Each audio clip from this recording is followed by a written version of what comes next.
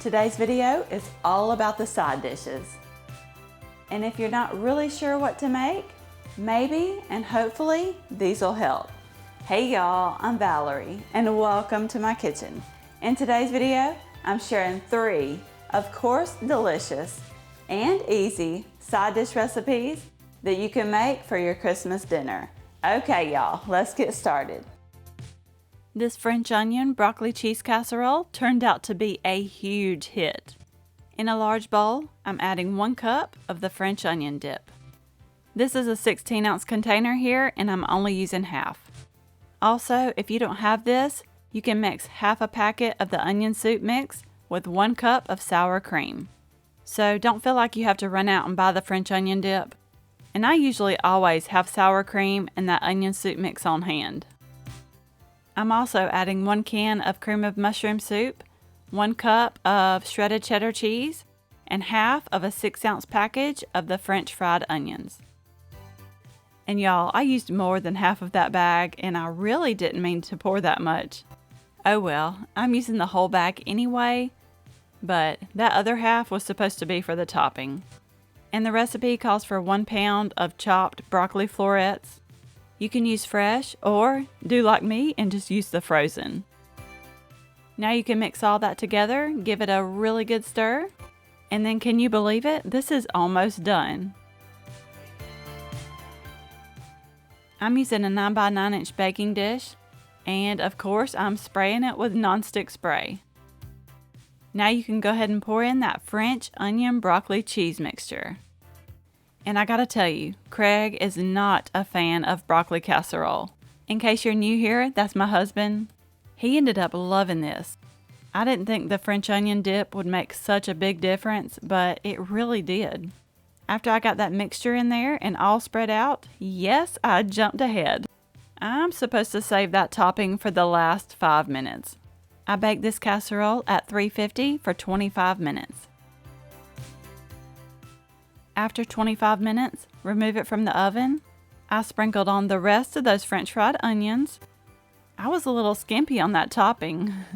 Oh well, at least they all made it into the casserole dish. Now I'm sprinkling on about a half a cup of shredded cheddar cheese. Now this goes back into the oven to bake for an additional 5 minutes. Just to melt the cheese and get that top a little golden brown if you want to. This really turned out to be a 10 out of 10 for us. That broccoli cheese mixture was creamy and it had so much flavor with that French onion dip. And the crunch from those French fried onions just took this casserole to a whole new level. This was so simple to make, and I actually threw it together to take to a family dinner, and I mean, there wasn't nothing to it at all. But everyone loved it. It was delicious. And what I love about this is it's great to take to something like a family dinner. But at the same time, you can bake some chicken and have it with a weeknight meal. I think you're going to love this cream cheese corn casserole. I'm starting out in a large bowl. I'm adding an 8-ounce block of softened cream cheese. I was so proud of myself, I didn't have to microwave it that time. Usually I forget to sit them out. I also added in 4 tablespoons of melted butter. So the recipe says to add these 2 ingredients to a saucepan and cook it over low heat until that cream cheese and butter melt. But I think mixing it with that hand mixer did the trick. I also added half a teaspoon of salt, some pepper to taste, and 1/3 cup of milk. Now you're going to mix that together really good until it's very well combined. Now you're going to add in 4 cups of frozen corn, and I did let mine thaw out just a little bit. You can also add in some diced jalapenos to taste. That was in the recipe, but I left those out. You can stir this with a spoon, or you can do like me. I already had my mixer out, so I just gave it a really good mix. I'm using an 8 by 8 inch baking dish, and I did spray it with nonstick spray. And now I'm just adding in that creamy, cheesy corn. By the way, if you're enjoying these easy recipes, go ahead and give me a thumbs up. And if you want to see more easy recipes, go ahead and hit that subscribe button. That way you don't miss out on any of my future videos. I topped this casserole off with 1 cup of shredded, sharp cheddar cheese. I also added on a little bit of parsley. I put this in the oven to bake at 350 for 20 minutes. Here it is, all melty and bubbly.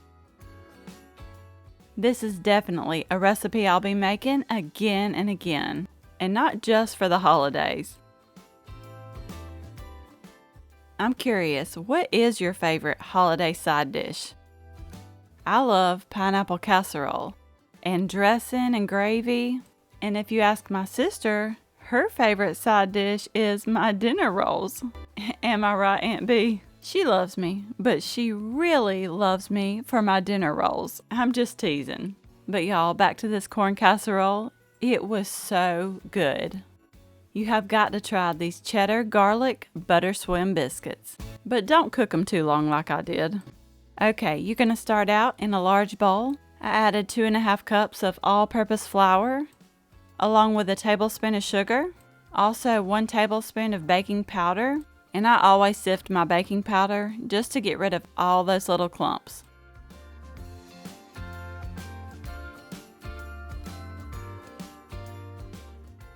Next, I added 2 teaspoons of salt and 2 teaspoons of garlic powder. I gave that a quick little whisk before I added in the rest. The recipe said to add in 1 3/4 cups of buttermilk. It also said you may need 2 cups, so I thought I was fine doing the 1 3/4 cup, but I'm going to show you something here in a minute just in case you'll want to make changes. I gave that a really good stir, and at this point I definitely knew it didn't need any more milk. Now I'm adding 1 cup of shredded cheddar cheese. Then you're going to mix that until just combined. I've actually never made the butter swim biscuits, so I really wasn't quite sure how thick the batter was supposed to be, but I am supposed to cut that dough in a little bit here, and I'm pretty sure it's supposed to be a little bit thicker than that. Now to a 9 by 9 inch baking dish, you're going to add in 1 stick of melted butter. That's right, a whole stick. And now I'm pouring in that batter. And you're just going to do your best to spread it out as evenly as possible. And y'all, I really thought I had did something wrong here. They were not the easiest to spread out. And I almost dumped that batter back into a bowl and mixed in a little more flour just to make it more workable. Because the recipe said to cut them into 9 squares like I'm doing now. And I really wasn't cutting them. I was pretty much just scoring the top.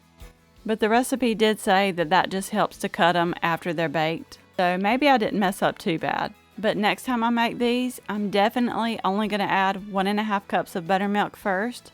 Because you got to remember, you can always add more. I baked these at 450. Well, not really though. Silly me, set it for 350.